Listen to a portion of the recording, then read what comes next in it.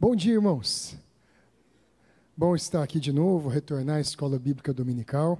Acho que por conta das várias atividades que a gente teve da conferência, muitos hoje não estão conosco, estão repousando no Senhor, com certeza. Foram dias muito intensos. Mas vamos continuar de onde nós paramos, pela graça de Deus.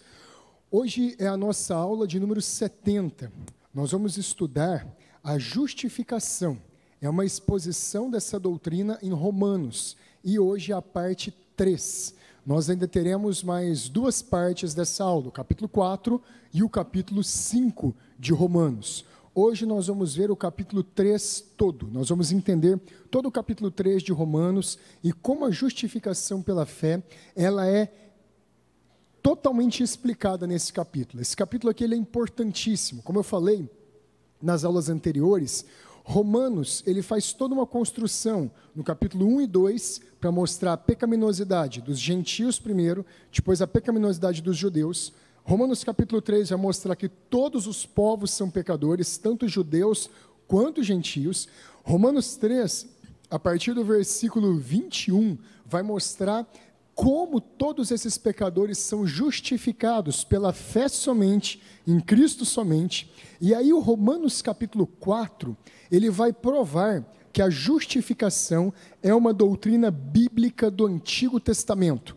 E o capítulo 5, ele vai provar que o Antigo Testamento, ele comprova também que, por causa da pecaminosidade de todos os homens, precisaria existir uma justiça também dada, imputada, concedida também a todos aqueles que deveriam ser salvos. E esse é o grande tema da justificação. Não tem capítulos melhores para explicar isso do que Romanos, do capítulo 1 até o capítulo 5. Hoje nós vamos nos ocupar aqui, em Romanos capítulo 3. E aqui nós vamos ver que a pecaminosidade universal de todas as pessoas é completamente comprovada.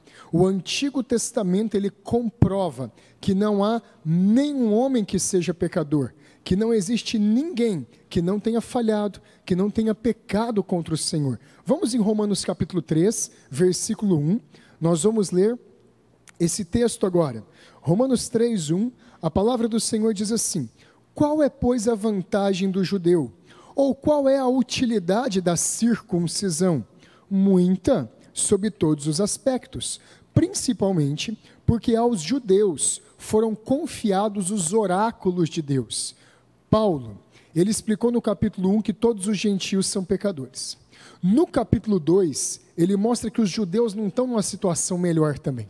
No capítulo 2, o apóstolo Paulo mostra que os judeus também são pecadores e que eles não podem ser salvos pela circuncisão, simplesmente por fazer parte do povo judeu, ou simplesmente por ter a lei de Moisés. É isso que ele está deixando bem claro aqui. Mas aí, no capítulo 3, ele faz como se fosse um equilíbrio desses argumentos. Gente, mas espera aí, não pensa que as pessoas perderam tempo servindo a Deus no Antigo Testamento, não. E esse é um erro muito comum hoje, nas igrejas do Novo Testamento, querendo fazer o que com o Antigo Testamento? Deixar ele de lado. Não, Antigo Testamento, isso é bobagem, isso aqui a gente não estuda, não. Quando eu era criança, eu não venho de família cristã, eu venho de família espírita. Eu lembro que lá no espiritismo, para eles quererem dar um arzinho de coisa boa, eles usavam muito os evangelhos. E eu lembro que uma vez eu perguntei para uma professora da evangelização, lá no espiritismo: professora, vem cá, mas a Bíblia não tem um Antigo Testamento? Que lá é coisa antiga, não precisa não. Muitos cristãos agem igual os espíritas. Muitos cristãos agem com o mesmo desprezo pela palavra de Deus no Antigo Testamento. Paulo apoia esse desprezo? De jeito nenhum. Porque ele pergunta aqui, qual que é a vantagem de ser judeu? Qual que é a vantagem de ter a circuncisão? Olha a resposta dele: muita, sob todos os aspectos. Existe muita vantagem no judaísmo, sabe por quê? Porque ele foi o tutor. Para usar a palavra que ele usa lá em Gálatas, ele foi o aio, ele foi o condutor que levou o conhecimento salvífico de Deus até chegar na plenitude que é Jesus Cristo. Então existe muita vantagem em ser judeu, existe muita vantagem em conhecer a lei, existe muita vantagem em conhecer a palavra do Senhor. Agora, qual que é o motivo principal? Principalmente, ele diz aqui no versículo 2, porque aos judeus foram confiados os oráculos de Deus. Isso aqui é a coisa mais sagrada que existe na terra. Aos judeus foram confiados os oráculos de Deus. O que são oráculos de Deus? A revelação especial de Deus na Escritura. Os oráculos de Deus é sinônimo para a palavra de Deus, para a Escritura, para a Bíblia. A história da revelação começou com os judeus. Então Paulo está mostrando que isso é verdade. E daí, versículo 3, se alguns não creram, a incredulidade deles virá a desfazer a fidelidade de Deus? De maneira nenhuma. Seja Deus verdadeiro e mentiroso, todo homem, segundo está escrito, para seres justificado nas tuas palavras, e venhas a vencer quando fores julgado. A justiça de Deus, ela não é menos justa, ela não é menos sábia, ela não é menos santa, porque houveram judeus que não creram. Saul não creu, Datã, Corá e Abirão não creram, 2 milhões de israelitas que saíram do Egito não creram, mas Caleb creu, mas Josué creu, mas Davi creu, mas Isaías creu, mas Obadias creu. Então, a garantia da salvação não é de você fazer parte do povo judeu. A garantia da salvação é de você ser um judeu de coração. O que significa um judeu de coração? Aquele que teve o pecado arrancado do coração. Só que você nascer numa família judaica é a mesma bênção que nós temos hoje dos nossos filhos nascerem numa família cristã. Porque senão isso não teria valor nenhum. E é por isso que o apóstolo Paulo, em 1 Coríntios 7, ele fala assim, olha, não tem problema o marido ou a esposa serem incrédulos. Os filhos de vocês, eles não são impuros, nem são imundos por causa disso. Antes eles são santos. O que ele está querendo dizer? Quando uma criança nasce numa família da aliança, numa família do pacto de Deus, numa família cristã, ela tem muita vantagem. Porque ela pode conhecer a palavra de Deus desde cedo. Ela pode conhecer as Escrituras desde novinho. Pode se cumprir com ela aquilo que o apóstolo Paulo fala para Timóteo. Timóteo, você desde a sua infância conhece as Sagradas Escrituras, pela fé que antes habitou na sua avó Lóide e na sua mãe Eunice. Foi bom para Timóteo ter uma mãe e uma avó piedosa? Foi. É bom para os nossos filhos nascerem e crescerem em famílias piedosas? É. Sabe por quê? Porque isso mostra a graça de Deus para com eles. Tem muitas crianças e muitos filhos que não nascem no Brasil, que estão nascendo agora, lá no Afeganistão, com as portas fechadas, com o evangelho sendo proibido de ser pregado, com as pessoas sendo mortas simplesmente por professarem a fé cristã. E elas estão nascendo lá. Então, você nascer numa nação livre e de uma família cristã é uma bênção sem tamanho e a gente não pode desprezar isso. Versículo 5.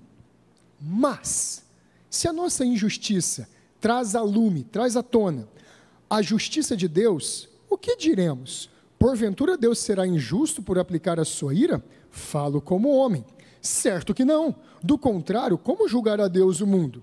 E se por causa da minha mentira fica em relevo, fica manifestada a verdade de Deus para a sua glória, por que sou eu ainda condenado como pecador? E por que não dizemos, como alguns caluniosamente, mentindo, afirma que o fazemos? Pratiquemos os males, para que venham os bens, a condenação destes é justa. Paulo aqui está defendendo uma coisa muito importante. Ele está dizendo o seguinte, bom, Paulo, você já explicou que todo mundo é pecador. Você já mostrou que está todo mundo nivelado por baixo como pecadores e depravados. Então, o que a gente pode fazer? Podemos fazer nada, somos pecador mesmo, pecar o que a gente faz, então vamos pecar. Era isso que ele estava agora repreendendo e mostrando que está errado, porque nós não podemos argumentar com Deus, o Senhor me fez assim, eu nasci pecador, eu não pude escolher, eu não pude fazer nada de diferente. Aí você percebe que a gente está transferindo a culpa para Deus. Você percebe que a gente está transferindo a culpa da nossa cobiça. Paulo usa aqui o pecado da mentira. Nós estamos transferindo para Deus nossa mentira, nossa cobiça, nosso orgulho e colocando nas mãos dele, fazer o quê? O Senhor não me fez diferente, então a culpa é do Senhor. E isso é uma malandragem, uma deslealdade muito grande para com Deus. E Paulo fala, de jeito nenhum, nós não vamos praticar o mal para que venha o bem sobre nós. Nós vamos entender que existe um padrão de certo e errado, que existe um absoluto moral, um absoluto de justiça, e nós vamos nos arrepender quando a gente não alcança esse absoluto de justiça, esse absoluto de santidade. É isso que a Escritura está mostrando e que Paulo está comprovando aqui para ele mostrar o seguinte: a condenação dos seres humanos é justa, ela não é injusta. Deus não é injusto por condenar pessoas que devem ser condenadas, porque senão a gente vai fazer Deus virar o nosso escravo. Senão a gente faz Deus virar o nosso serviçal, a gente faz Deus virar nosso empregado. O Senhor que me fez assim, o Senhor que planejou isso tudo, alguma coisa o Senhor errou, aí o Senhor faz alguma coisa para mim. Aí nós vamos virar como aquelas pessoas, que está muito comum na nossa cultura de hoje, a cultura da vitimização. Não tive oportunidade, ninguém me ajudou, eu não pude estudar, só zombam de mim, só me caluniam, sofri bullying na escola. Quer um lenço para chorar? Essa cultura da vitimização, ela é totalmente antibíblica. Nós não somos vítimas de nada, nós somos os culpados, nós somos os que estão sentados no banco dos réus, e Deus é o que está sentado num alto e sublime trono, é Ele que está sentado no trono de julgamento. Então nós não podemos nos desculpar das nossas falhas e pecados. Versículo 9, agora aqui é o coração do negócio. O que se conclui? Agora Paulo vai fazer o arremate do argumento. Gentios pecadores, judeus pecadores, ninguém pode alegar para Deus que a culpa é de Deus. Qual que é a nossa conclusão? Temos nós qualquer vantagem? Não, de forma nenhuma. Pois já temos demonstrado que todos, tanto judeus como gregos, estão debaixo do pecado.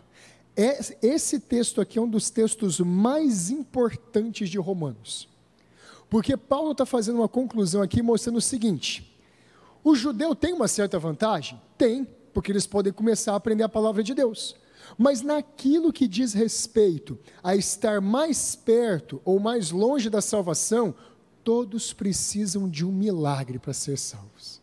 É isso que o apóstolo Paulo está dizendo. Todos precisam daquela semente divina, da regeneração, sendo plantada dentro do coração. Aí as coisas são transformadas, aí as coisas são mudadas, aí tudo é feito novo. Então todos precisam dessa transformação, precisam desse milagre, dessa virtude de Deus. Mas Paulo, ele diz aqui, olha, nós já temos demonstrado, e é importante explicar essa palavra aqui. Quando Paulo fala, temos demonstrado, ele está se referindo ao capítulo 1, ao capítulo 2, e até aqui no capítulo 3. Ele está dizendo o seguinte: por tudo isso que eu argumentei, por tudo isso que eu provei do Antigo Testamento, e que eu provei da experiência comum que nós temos, de como vocês veem os romanos viver, os gregos viverem, os gentios viverem, está mais do que provado. A palavra que ele usa no grego aqui, ela significa, é uma prova que não admite contestação.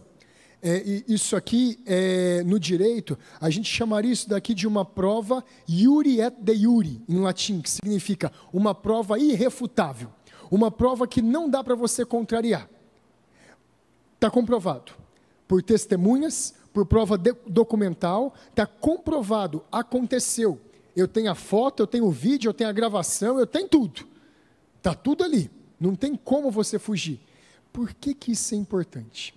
Porque se nós não entendermos que é totalmente verdadeiro, que nenhum ser humano pode salvar a si mesmo, e que nenhum ser humano pode ser bom ao ponto de ser justo diante de Deus, nós não entendemos a justificação. Então Paulo precisa fazer isso aqui ficar claro. Ele precisa mostrar que isso aqui é como se fosse uma prova produzida num tribunal, que quando o criminoso olha, ele... Sua Excelência, foi mesmo, é verdade, eu fiz, fui eu que matei. Às vezes no começo do julgamento ele começa a pensar assim, não, mas não foi tão assim não, aí vem a primeira testemunha e fala. Aí vem a segunda testemunha e fala. Aí eles têm uma prova, eles têm uma foto, aí eles têm as impressões digitais. Aí eles têm uma comprovação de uma filmagem que foi feita. Aí o homem vai só murchando, aí o juiz vira para ele: e aí, corintiano? Foi ou não foi? Doutor, eu achava que não tinha sido não, mas agora eu estou concordando com o senhor. Não tem jeito de fugir. Aí não tem jeito de fugir. Aí você vê que está demonstrado. Está demonstrado o quê? Que todos, tanto judeus como gregos, e é isso aqui que significa Deus não fazer acepção de pessoas. Deus, Ele vê como condenados tanto judeus como gregos, judeus o povo da aliança do Antigo Testamento, e os gregos aqui, os gentios, e Ele salva tanto judeus, o povo da aliança do Antigo Testamento, quanto gentios, o povo que não era da aliança do Antigo Testamento. Quando você ouvir na Bíblia que Deus não faz acepção de pessoas, não significa que Deus trata todo mundo igual. Não significa que todo mundo vai ter o mesmo carro, a mesma casa, as mesmas oportunidades. Não significa que todo mundo vai ser salvo. Não fazer acepção de pessoas significa que Deus trata igualmente com o pecado e com a salvação da mesma forma. É só isso. Tanto judeus como gregos estão debaixo do pecado. Essa frase aqui também é importante. Estão debaixo do pecado. Além dele falar que está demonstrado que eles são culpados e que a prova foi produzida e não tem como negar, ele fala que a condenação também foi dada. Estar debaixo do pecado é uma expressão muito comum que eles usavam em grego naquela época e também em latim, que significa todos estão debaixo de vara. Não sei se você já ouviu essa expressão. Ela quer dizer o seguinte: todos estão debaixo da punição, todos estão debaixo da pena, todos estão debaixo da condenação do pecado. Não existe nenhuma pessoa desse mundo que possa olhar para Deus e falar: o pecado não me afeta. Não, o pecado não produz nada em mim. Isso já é um pecado, porque é negar a palavra de Deus. Então ninguém pode dizer assim: não, esse negócio de depravação, pecado, isso aí não passou na minha casa não, quando eu nasci eu não peguei isso. Ninguém pode dizer isso. Agora Paulo vai comprovar por que tudo isso que ele falou, num resumo impressionante, ele vai fazer um resumo aqui agora abaixo, do versículo 10 até o versículo 18, Paulo ele vai citar, deixa eu ver aqui quantos, 9, Paulo cita 9 passagens diferentes do Antigo Testamento para comprovar que todos os homens são pecadores, que a depravação é geral sobre toda a raça humana e que todos os homens estão condenados. Ele cita, deixa eu só falar aqui para você, Salmo 14, do 1 ao 3, Salmo 53, do 1 ao 3, Salmo 5:9, Jeremias 5:16, Salmo 143, Salmo 10:7, Provérbios 1:16, Isaías 59, 7 e 8 e Salmo 36, 1. Ele cita todas essas 9 passagens do Antigo Testamento para mostrar que a condenação ela está mais do que comprovada. Vamos ler? Versículo 10. Como está escrito. E aí ele se refere com a força daquilo que foi escrito, aquilo que está anotado. Quando ele fala aqui como está escrito, ele está fazendo referência lá atrás para a lei de Deus que foi escrita pelo próprio dedo de Deus nas tábuas de pedra. Então, quando você vê no Novo Testamento ou no Antigo Testamento como está escrito, é a forma máxima da revelação de Deus. Escreveu, é a autoridade de Deus se manifestando. São os oráculos de Deus se manifestando. Nós somos o povo da Escritura. Nós somos o povo da palavra escrita. Nós não somos o povo dos sonhos. Nós não somos o povo das visões. Nós não somos o povo do... Rapaz, arrepiou agora. Nós não somos o povo disso. Nós não somos o povo dessas revelações espúrias. Nós não somos o povo dessas profecias que não são profecias. Nós somos o povo daquilo que está escrito. Quando Paulo foi querer comprovar uma das doutrinas centrais da palavra de Deus, a depravação que a gente está vendo até agora, e já ele vai mostrar a justificação, ele faz referência ao que está escrito, aquilo que é verdade. Versículo 10, como está escrito? Não há justo, nenhum sequer, não há quem entenda, não há quem busque a Deus. Todos se extraviaram, todos estão condenados. A uma se fizeram inúteis, ninguém serve para a salvação. Não há quem faça o bem, não há nenhum sequer. A garganta deles é sepulcro aberto, com a língua urdem engano. Veneno de víbora, de cobra, está nos seus lábios. A boca eles a têm cheia de maldição e de amargura. São os seus pés velozes para derramar sangue. Nos seus caminhos há destruição e miséria. Desconheceram o caminho da paz. Não há temor de Deus diante de seus olhos. Em maior ou menor grau, dependendo das áreas, isso aqui é a realidade da minha vida. Isso aqui é a realidade da sua vida e a realidade de todos os outros 7 bilhões de seres humanos na Terra. Não há ninguém que seja totalmente justo. Não há ninguém que seja aceito diante dos olhos de Deus. Agora, a partir do versículo 19 até o final, Paulo vai usar, lembra que eu tinha explicado na aula anterior, todo esse pano de fundo preto, todo esse pano de fundo negro, ele está mostrando aqui que nós estamos completamente perdidos, para ele poder fazer brilhar o diamante, para ele poder fazer brilhar a joia da justificação pela fé. Ele precisava mostrar que o buraco era muito fundo, o abismo era sem fim.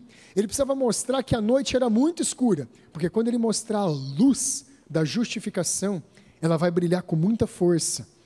Então aqui em Romanos 3, do 19 para frente, nós vamos ver a justificação pela fé. Aqui ele explica o funcionamento, ele explica aqui as engrenagens, o próprio mecanismo de como o evangelho funciona. Você quer entender o evangelho?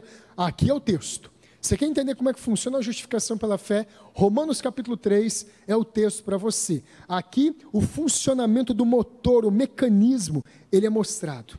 Aqui Deus, ele revela como ele salva pecadores, sem deixar de ser justo. Lembra daquele dilema lá? Como que Deus pode salvar pecadores que são maus e condenar o filho dele que é justo, sem se tornar uma abominação? Deus faz isso através da justificação. Martin Lloyd Jones, o grande pregador do século XX, ele disse que aqui, nesse texto de Romanos capítulo 3, do versículo 29 em diante, está a acrópole da fé cristã.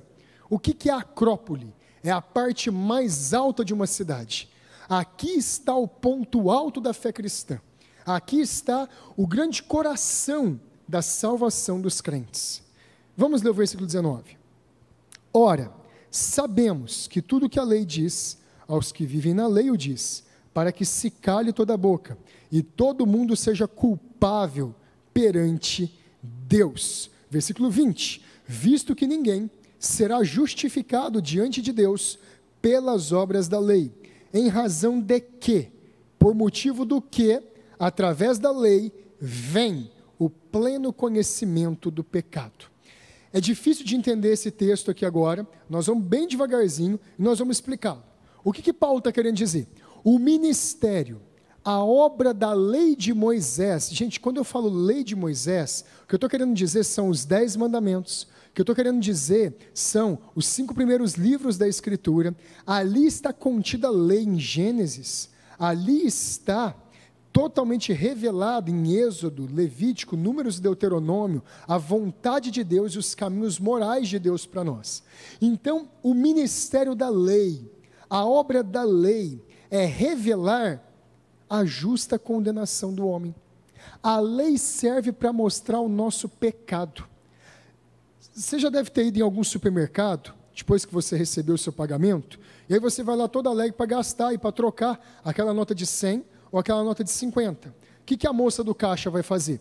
Ela vai pegar a sua nota, acender uma luz lá negra, e ela vai passar a nota na luz negra para ver se brilha a marca d'água. Ela vai passar talvez uma canetinha na nota, para ver se aquela canetinha lá mostra que a nota é verdadeira.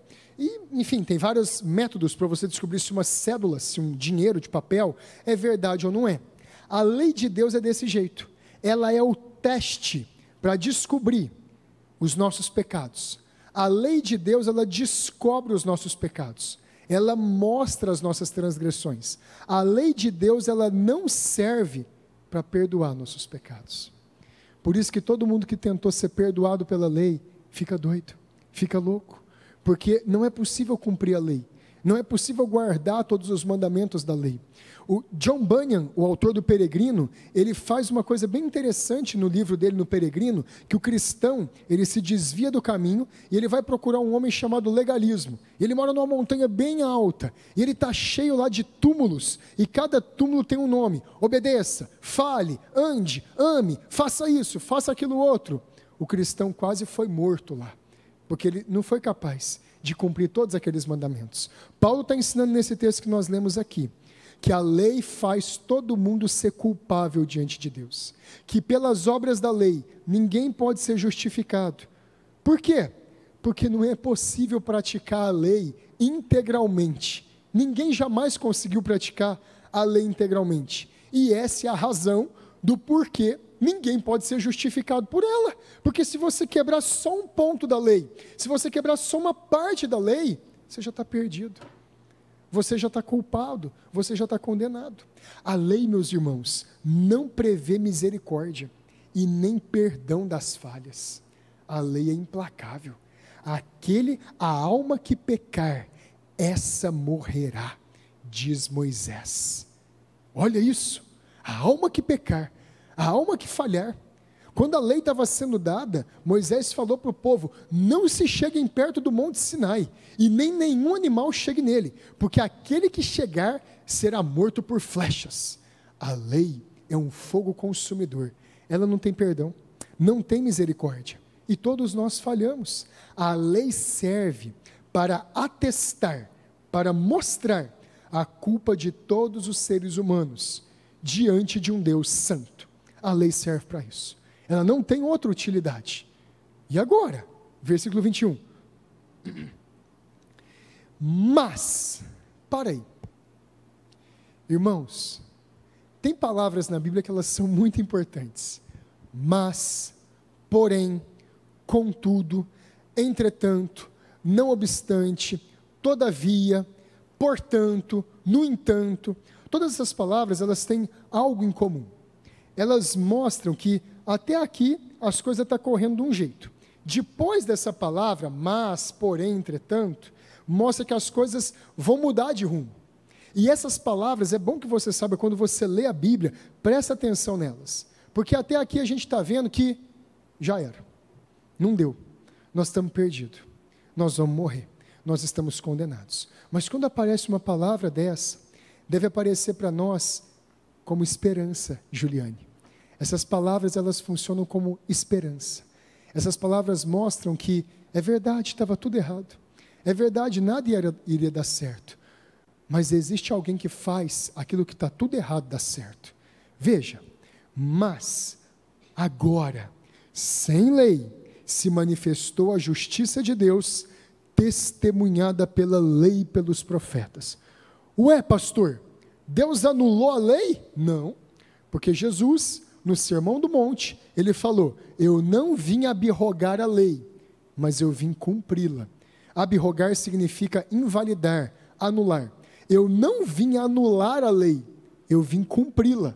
Por isso que Paulo pode dizer aqui, mas agora sem lei, Deus não vai mais tratar com os pecadores que se arrependem de acordo com a lei. É isso que ele está dizendo aqui. Mas agora sem lei, se manifestou a justiça de Deus. Existe uma justiça, existe algo que Deus fez e que está de acordo com a lei e com os profetas. É por isso que quando a gente lê Romanos 3, a gente não entende nada. Porque fala, mas tirou a lei, mas está de acordo com a lei e com os profetas? Paulo, você está doido? O que você quer dizer? Quando ele fala aqui sem lei, ele está querendo dizer que a justiça nossa não vem da lei. Ele quer dizer que a nossa justiça vem porque alguém cumpriu a lei no nosso lugar.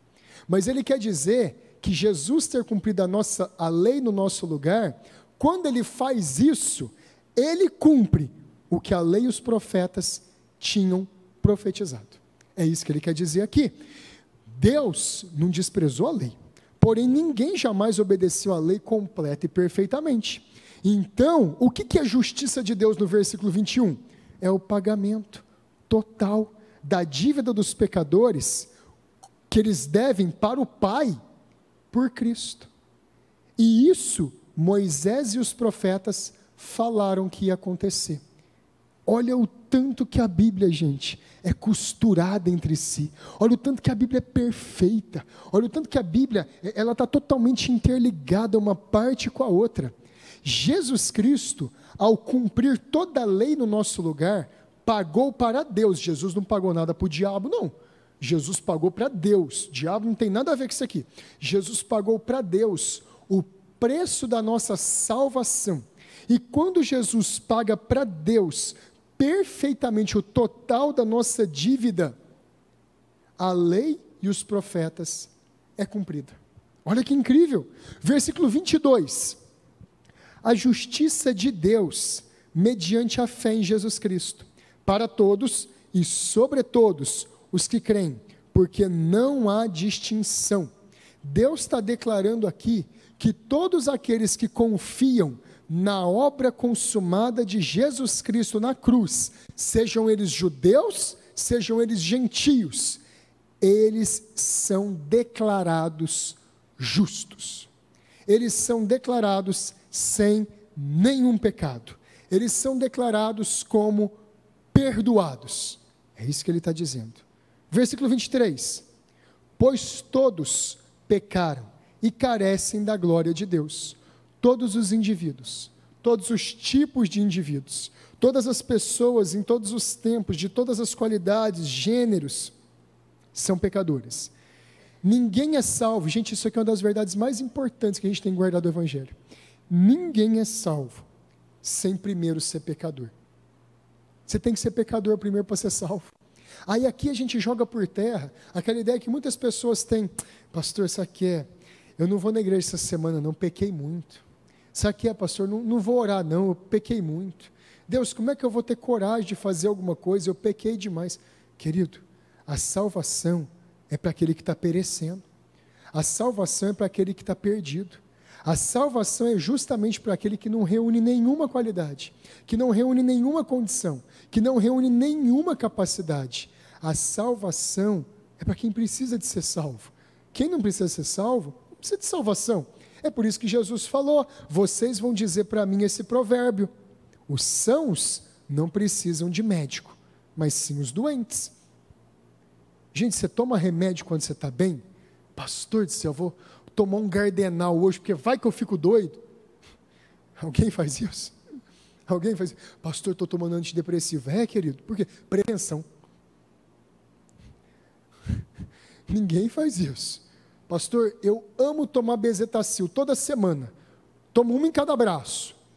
Ô, irmão, por quê, meu irmão? Você está dor de garganta? O que é o problema? Não, pastor, eu gosto. Ninguém vai no médico se não precisar de remédio. Ninguém toma remédio se não está doente. A salvação é para os pecadores. A salvação é para nós. A salvação é para aqueles que reconhecem que são insuficientes e para aqueles que veem que a santidade de Deus não pode ser alcançada pela vida deles. Nisso aqui não há acepção de pessoas. Mais uma vez, a terceira vez que a gente está repetindo nesse estudo. Deus não faz acepção de pessoas no sentido que Ele salva pessoas de todo tipo, em todos os lugares, em todas as épocas, mas não significa que Ele salva todos.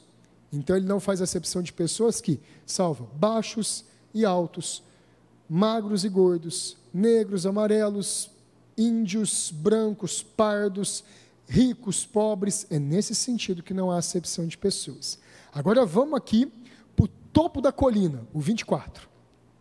Sendo justificados gratuitamente por sua graça. Irmãos, aqui o grande apóstolo Paulo, Caio Baez, ficou sem palavras. Aí tem que repetir. Ele não tem mais o que falar. Aí ele fala assim, ó, vocês são justificados gratuitamente pela sua graça. Esgotou. Não tinha palavra, Leandro, para falar. Então, já que ele não tinha, ele repetiu. E Paulo faz isso daqui porque os hebreus, quando eles querem dar ênfase em alguma coisa, eles repetem a mesma palavra. Santo, santo, santo. Deus é muito santo. Quando ele fala justificados gratuitamente por sua graça, ele está querendo dizer assim, ó, gracíssima, graciosa, nem sei que palavra usar para falar um negócio desse tamanho. Ele está querendo dizer aqui que a justificação, sendo justificados, é algo totalmente sem merecimento e por causa da bondade de Deus. O que é justificação, então? A gente responde aqui. Justificação é a declaração de que um pecador é considerado justo diante de Deus. Ele não é justo porque ele merece. Ele não é justo porque as obras dele fazem ele ser justo. Ele é justo porque alguém pagou no lugar dele. É o que a gente vai ver no versículo de baixo aqui. É o que a gente vai ver aqui no 24 final e no 25. Ele é justo porque o Supremo Juiz declarou que ele era justo. E a sentença foi passada e ela não pode ser mudada. Está consumado. Ele é reconhecido justo e isso aqui é um ato. É uma sentença, é um bater de um martelo, não é um processo, está terminado. Ele é declarado justo, e isso aqui, deixa eu ver aqui, isso aqui é algo irreversível. Alguém que foi declarado justo por Deus, não perde essa qualidade, é irreversível, não perde a sua salvação, não perde a sua justificação. Ser declarado justo é uma palavra no grego dikaio, que significa ser considerado ou ser tido como justo diante de alguém. É uma declaração, uma sentença com teor legal, que foi proferida num tribunal, e no mais alto tribunal que existe. Olha a continuação do 24. Mediante, como é que a gente foi justificado? Mediante a redenção que há em Cristo Jesus. A justificação é por causa do pagamento realizado por Jesus na cruz. A palavra redenção significa resgate, significa um pagamento que foi dado em lugar de alguém. O que Cristo fez na cruz, resgatou, pagou, saldou a dívida daqueles que devem ser justificados. Olha o 25. Essa redenção foi feita em Cristo Jesus, a quem Deus propôs no seu sangue como propiciação. Deus determinou, através do sangue do Senhor Jesus Cristo, propiciar. O que significa propiciação na Bíblia? Significa satisfação, significa cobrir. Não há mais dívida, ela foi satisfeita. É um sacrifício ofertado pelo pecado. Jesus cobriu perfeitamente os pecados dos eleitos na cruz. Eles estão cobertos. Percebe o tanto que a Bíblia precisa aqui. Ela não está dizendo que os nossos pecados, Mike, não existem. Eles existem. Nós somos pecadores. Não está dizendo, Alex, que Deus olhou, cobrar isso não. Deus seria injusto se ele fizesse isso. Está dizendo que Deus olhou, ele viu o pecado, ele viu nosso orgulho, ele viu nossa desobediência, ele viu nossa imoralidade, ele viu nossa mentira, ele viu tudo isso. Os olhos dele, como chamas de fogo, viram todas essas coisas. E aí? Ele vai punir, ele vai condenar. Só que ao invés de ele condenar o mentiroso, o adúltero, o imoral, o orgulhoso, o corrupto, quem que ele condena? Jesus, Marcos. Ele condena Jesus por esses pecados. Ele condena Jesus por essas transgressões. Versículo 25, continuação. Mediante a fé, para manifestar a sua justiça, por ter Deus, na sua tolerância, deixados impunes os pecados anteriormente cometidos. Aqui Paulo vai trazer uma das maiores revelações da Bíblia. E aquelas pessoas que não acreditam que o Antigo Testamento é importante, vão ver aqui agora o tanto que ele é importante. Como é que Deus salvou Abraão? Como é que Deus salvou Davi? Abraão foi um mentiroso, possuiu a concubina dele, fez errado, lá gerou Ismael. Como é que Deus salvou Davi? Um adúltero e um assassino. Como é que Deus salvou tantos homens do Antigo Testamento que todos foram pecadores? Como que Deus salvou? Ele não podia salvar. Eles precisavam ser condenados. Ah, pastor, mas houveram os sacrifícios, foi feito sacrifício. A Bíblia diz que Deus não se agrada de sacrifício de bodes, de touros, nem de ovelhas, porque senão eu os daria, Salmo 51. A Bíblia diz que é vida por vida, olho por olho, dente por dente, quem morreu foi cabrito. quem morreu foi carneiro, quem morreu foi bode, quem morreu foi boi. Não foi homem morrendo pelo outro. E ainda que fosse um homem morrendo pelo outro, não adiantaria, porque era um pecador morrendo por outro pecador, Ivan. Como é que resolve? Não resolve. Mas aqui Paulo vai resolver essa charada. Aqui Paulo vai mostrar como é que Deus resolveu essa charada. Como que Deus salvou Abraão? Como que Deus salvou Isaac, Jacó, Judá, Rúben, Gade, José? Como que Deus salvou todos esses homens?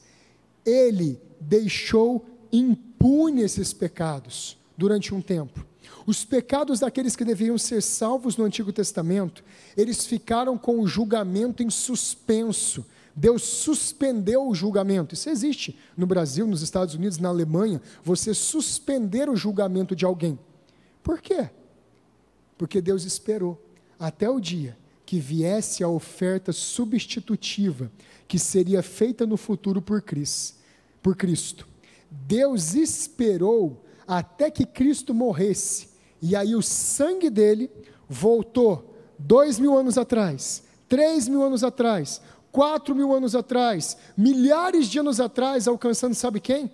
Adão, Abel, Sete, Enos, Noé. O sangue dele voltou até Matusalém. O sangue de Cristo ele é tão poderoso que ele retroagiu no tempo, e ele pagou os pecados de todos os homens que estavam lá atrás. Jesus morreu por um povo determinado. Ele morreu por um povo predestinado. O sangue de Cristo, ele voltou para salvar os pecados de quem? Daqueles que eram o povo dele.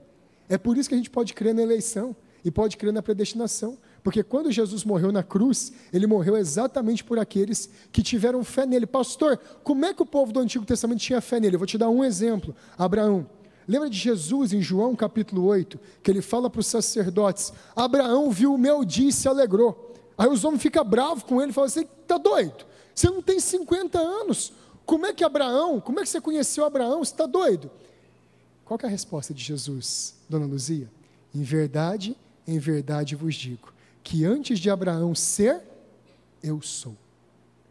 Aí eles pegam em pedras e querem matar Jesus. Por quê? Porque Jesus se declarou Deus. Agora, por que Jesus disse que Abraão viu o dia dele e se alegrou? Volta lá atrás na sua memória, na história de Abraão, quando Deus fala que ia fazer um pacto com ele. Deus faz um pacto com Abraão. Abraão, ele mata animais, ele põe uma metade do animal à direita, uma metade à esquerda, e ele vai oferecer o sacrifício para Deus. Lembra dessa passagem? Ele vai oferecer o sacrifício para Deus, as duas metades. De acordo com a regra sacerdotal no Antigo Testamento, ele deveria oferecer a parte dele a Deus, e Deus deveria oferecer a parte dele. O que acontece com Abraão? Cai sobre Abraão um profundo sono. Abraão dorme.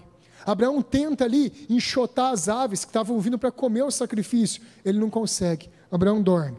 Quando ele dorme, ele acorda, ele vê Deus passando no meio do sacrifício. E Deus fazendo a oferta da parte de Abraão e da parte de Deus. Deus fazendo a oferta daquilo que Abraão não podia dar para ele, e Deus fazendo a oferta daquilo que só Deus podia dar para Abraão. Aquele sacrifício de Abraão é uma figura, é uma representação do sacrifício completo de Deus em Cristo na cruz. A salvação depende de nós? O sacrifício depende de nós? A salvação e o sacrifício dependem da nossa vida? Deus fez as duas metades para Abraão. Por isso que Jesus pôde dizer que Abraão viu o meu dia e ele se alegrou. Abraão, ele viu como se fosse um relâmpago naquela hora do sacrifício. Eu nunca vi um sacrifício ser oferecido para uma divindade em que a própria divindade, ela oferece as duas partes. Que Deus é esse? Quem é esse Senhor que fez a parte dele e a minha? Isso aqui é o embrião da graça, gente. Isso aqui é o embrião da misericórdia. Isso aqui é o embrião da cruz, do evangelho. Está aqui. E tudo isso Paulo está fazendo em Romanos capítulo 3. Olha a salvação. Versículo 26. Tendo em vista, por que Deus fez isso? Porque ele tinha em vista a manifestação da sua justiça no tempo presente. Deus salvou.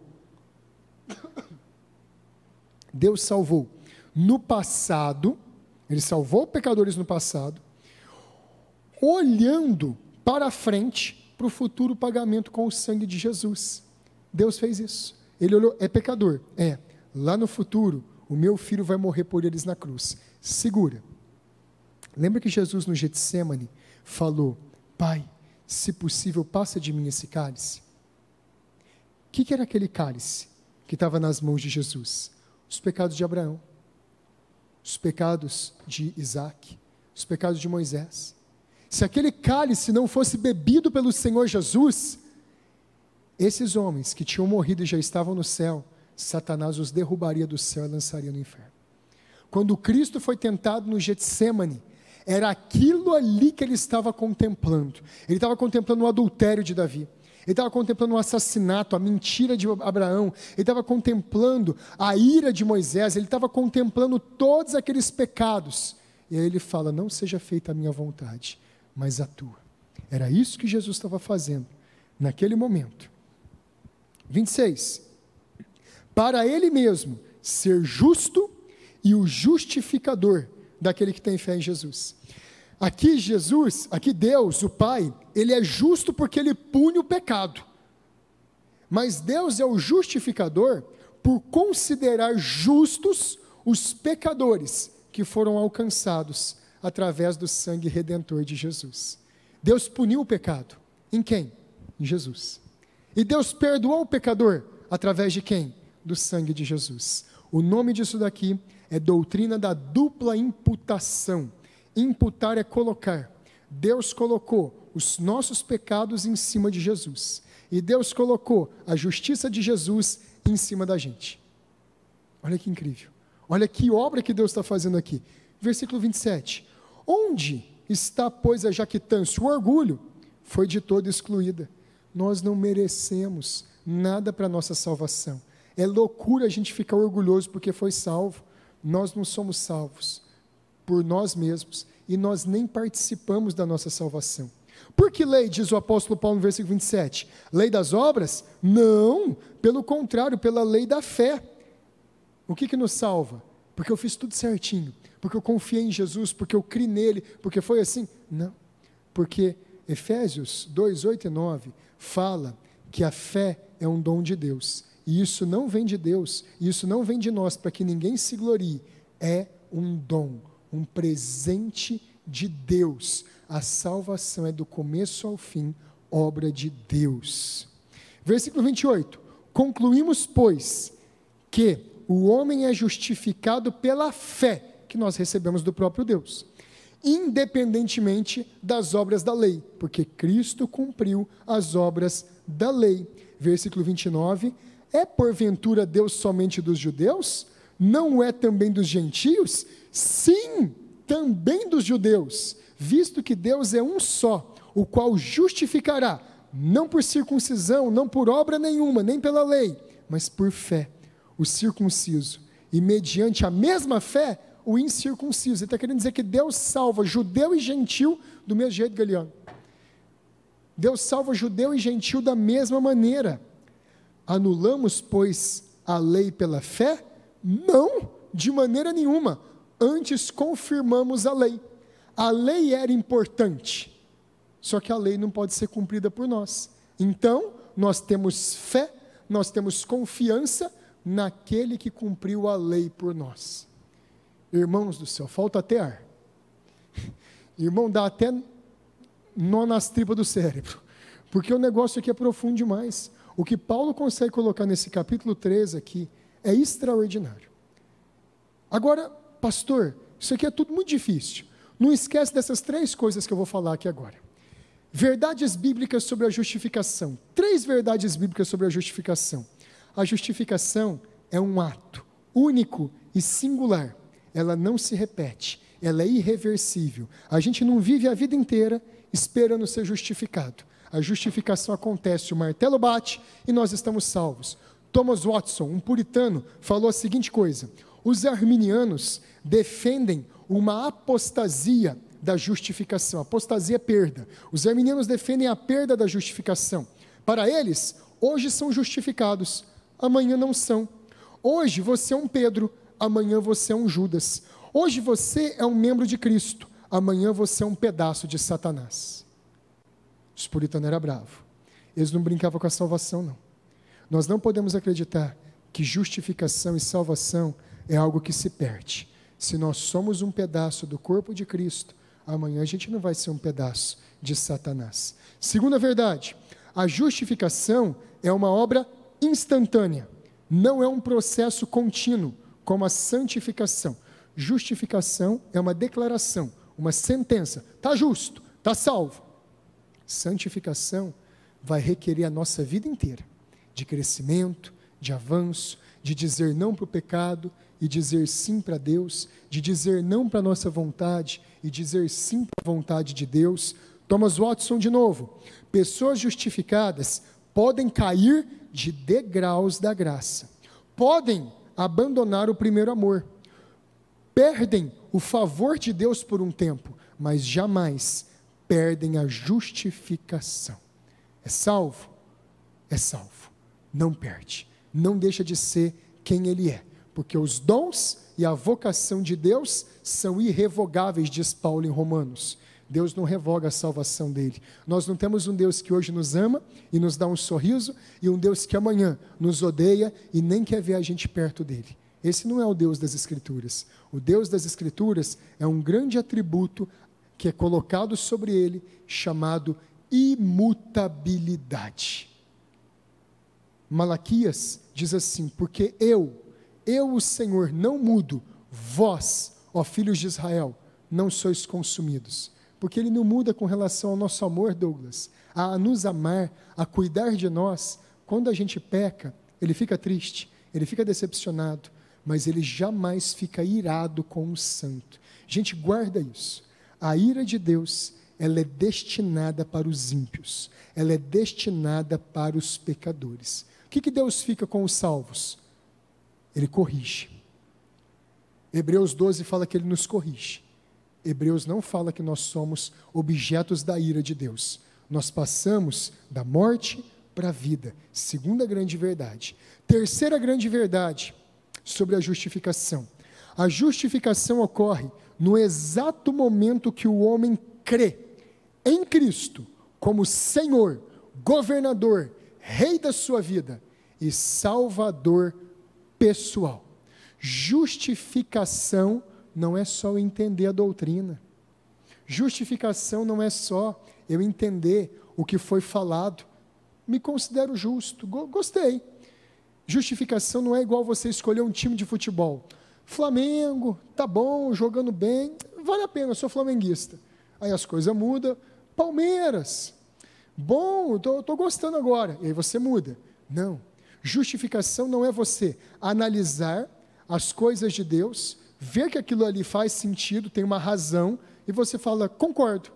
Justificação é um ato que acontece com a nossa fé, e com o pecador se lançando totalmente em Cristo, e confiando totalmente que a partir daquele momento, Cristo governa a sua vida, e Cristo é o Salvador pessoal da sua vida. Isso aqui é muito importante. Não adianta você ter a doutrina correta. Não adianta você saber exatamente o que está acontecendo. Você precisa ser feito a pessoa correta, ser feito o homem e a mulher transformados.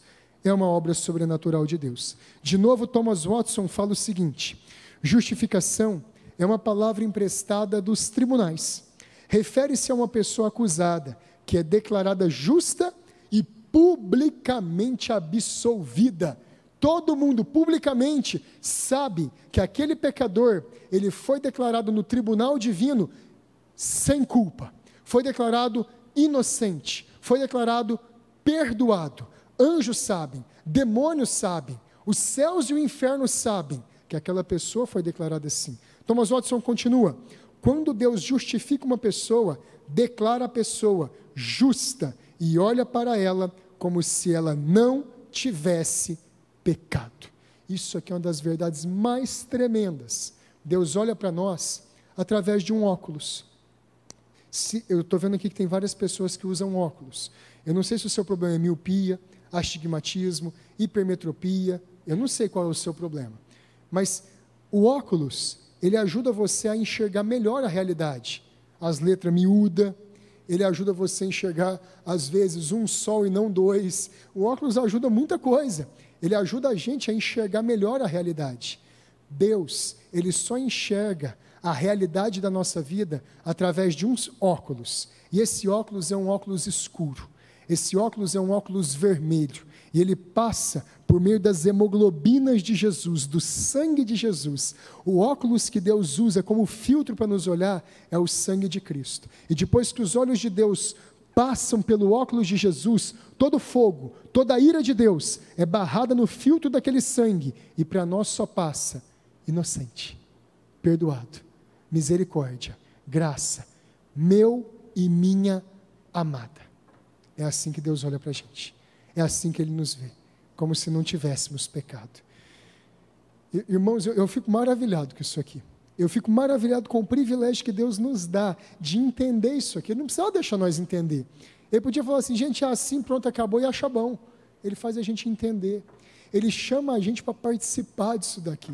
Uma das coisas que dá mais alegria para um crente, ele lê as Escrituras, ele entender, ele falar assim, é para mim, é para mim. Ele fez isso por mim. É o que está escrito lá em Isaías, capítulo 55, se eu não me engano. Jerusalém, como eu me esqueceria de ti? As tuas muralhas estão de contínuo diante de mim. O teu nome gravei nas palmas das minhas mãos. Como que Deus vai se esquecer dos eleitos dele, do povo dele, da igreja dele? Ele gravou com sangue, com furos e marcas, os nossos nomes lá na cruz. É isso que ele fez. Queridos, queridas, semana que vem, nós vamos avançar para o capítulo 4 e 5.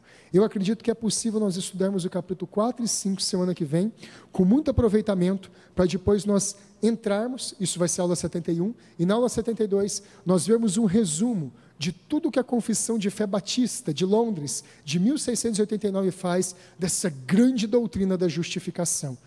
Não dá para passar rápido aqui. Isso aqui é como se fosse uma paisagem muito bonita, que se você passar rápido, você perde as cores, você perde o cheiro, você perde a estrada, você perde às vezes até a comida que é feita ali na beirada da estrada. Tem que passar devagarzinho, aí a gente desfruta bastante, tá bom? Inscreva-se no novo canal da Igreja Aliança do Calvário no YouTube. Ricos conteúdos, aulas de EBD, exposições bíblicas e práticas das confissões históricas batistas, curso de Teologia Confessional Batista Reformado. Igreja Aliança do Calvário, novo canal no YouTube. Inscreva-se.